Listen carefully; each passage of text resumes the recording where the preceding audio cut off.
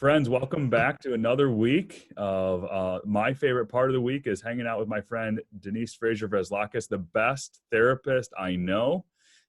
Denise, you come to us in a special. What's happening behind you today?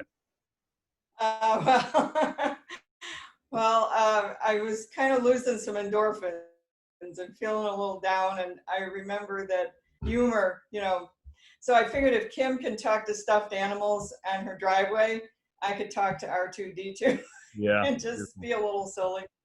Now, you might think this has all been set up because I have a movie background behind me. I have the Sister Act as well.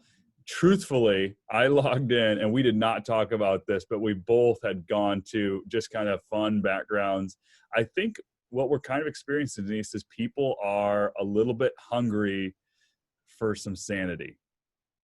Exactly right. And fun and just, or either that or we're losing it. I don't know what it is. Could be.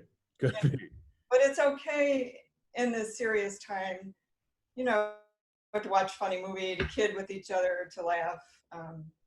It's not only okay, it's necessary for endorphins. Yeah. Which is a perfect segue to what we're going to do today. Denise and I would love to share with all of you 10 ways to refill your tank. For no matter where you're watching this, you've been doing this for a long time, 6-7 weeks. We're looking at another 5 weeks for sure. And no doubt there'll be changes after that. How do you fill up your tank? What are things you do? So Denise has 5 ideas. I have 5 ideas. I think we'll just go every other. Okay, Denise, that sound all right? You're in charge. So you pick, what's your first one? What's one way to fill up your tank? Well, I guess we can start here, which we both naturally gravitated to. Just humor, watch a funny movie, kind of kid with each other, to try to just laugh anywhere we can. And, we know that there's some serious issues out there. But just take that few minutes to laugh. And physically, it does produce endorphins, makes us feel a little better. Just, even when we smile, sometimes we tell people, even if you don't feel like it, just smiling produces endorphins into your brain, which really helps. So just to do something silly. I love the Easter piece that you guys all did. And that was both funny and a bit humorous. Partly why it's funny is because we do feel like we're trapped to the sink and, talking to stuffed animals. Well, so your number one is to laugh. Mine is kind of along with that, building on it. I would just say play something, play anything. We know that play helps our brains reset. It helps us engage. And there's a difference between, you can choose play right now that's isolating, like play by yourself, play a computer game, play a video game, play something online. That's okay. Even better is to play something when you're with someone. And so you might have to do that online if you're by yourself right now, or playing with your kids if you have kids at home. Something to just, for me, it's a reset. It's almost like, my life is serious. And Denise, your work is serious. My work is often serious. But that doesn't mean it can't also have moments where there's fun and levity. So I would say play. So that's one. That's two. You got a third one. Well, tag on to that. Get outside.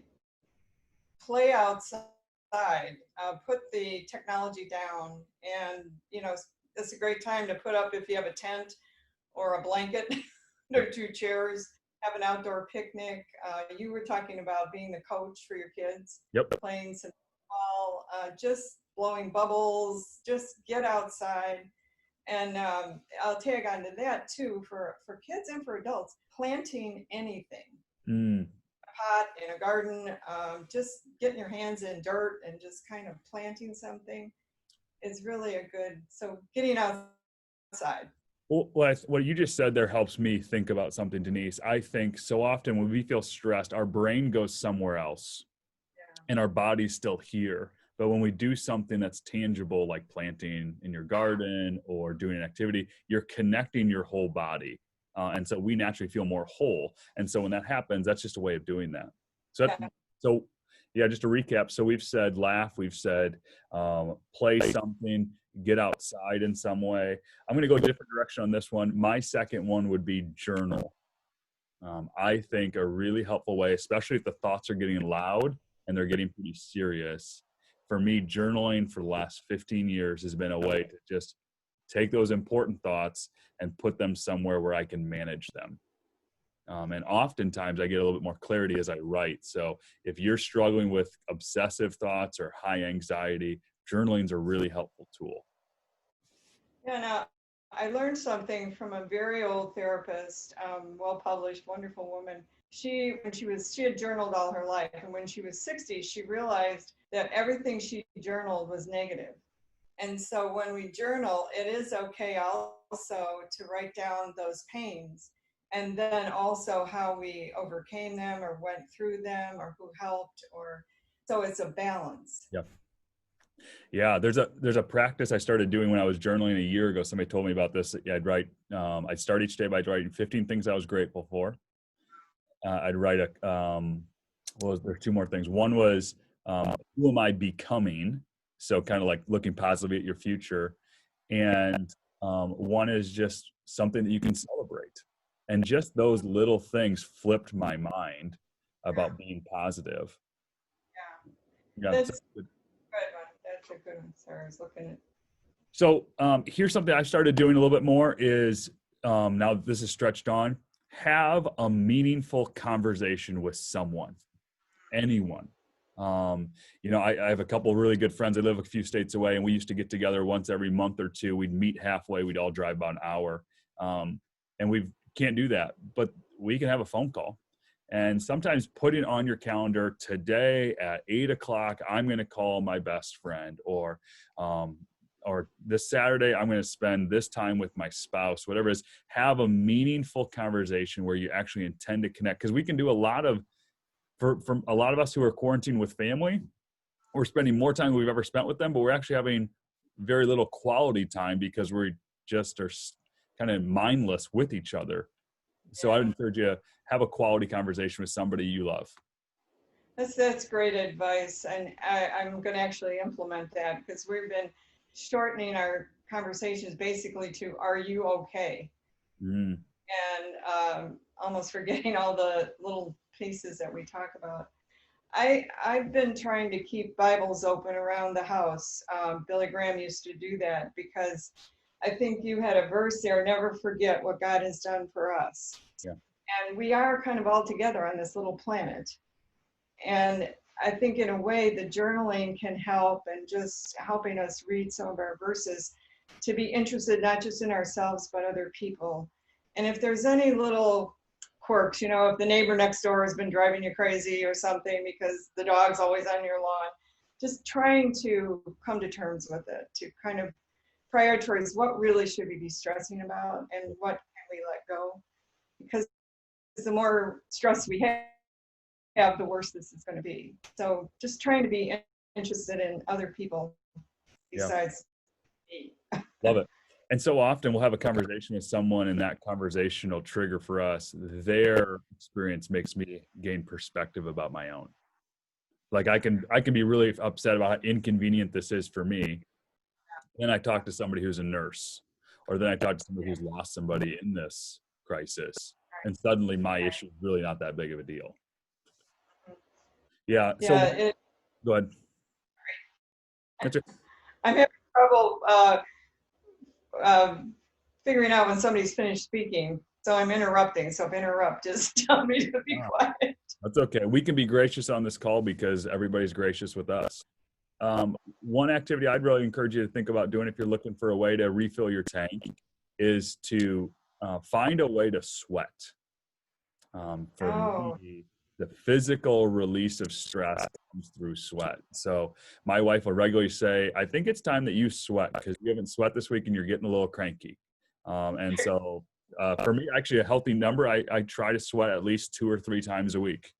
Bike ride, run, an online workout, whatever it is, some way to get some exercise in is often a way to again, reset the mental health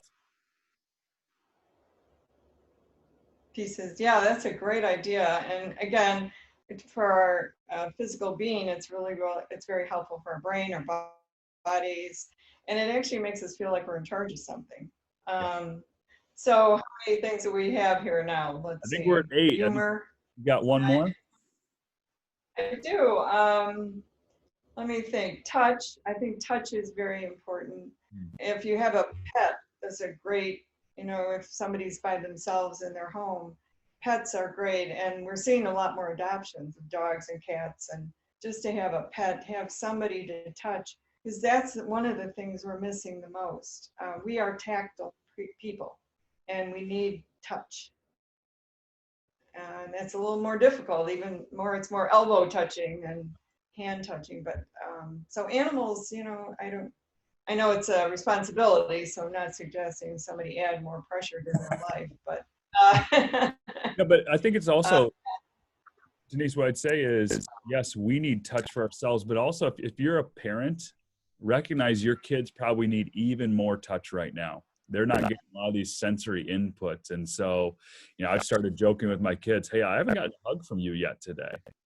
And man, those hugs that they're giving right now are really intense, because I think there's a need to feel. So one of my kids wants to wrestle every day. So we're going to wrestle. yeah, that's brilliant. Our kids are really worried, and they often don't know how to express it. And I guess the other thing, what was it? Oh, music. Oh, I forgot about that. One of the nicest things about going to service was we'd walk in and just hear the worship team or the choir or Becky or Lauren, and we could all sing together. Yep. And I'm really missing that a lot. So trying to get some music back into our lives, even if we're not great singers, which I'm not, is very helpful. Yeah, the perfect place to practice becoming a better singer is in your living room or in your kitchen when nobody else is around. Right. So for those who have like an at-home speaker, we'll just tell Alexa hey, Alexa, play kids music, or kids bop music, which is kind of like a kids dance music. And we just do dance parties. You said this to me about a month ago, and I just think it's so true. When the kids are a little bit stressed, everybody's a little bit worked up, finish supper and say, hey, let's have a little dance party and be goofy together. And it's amazing how much more connected we feel, how much healthier we are. So I think that's wonderful. Yeah, that sounds great. Because Okay. really we have,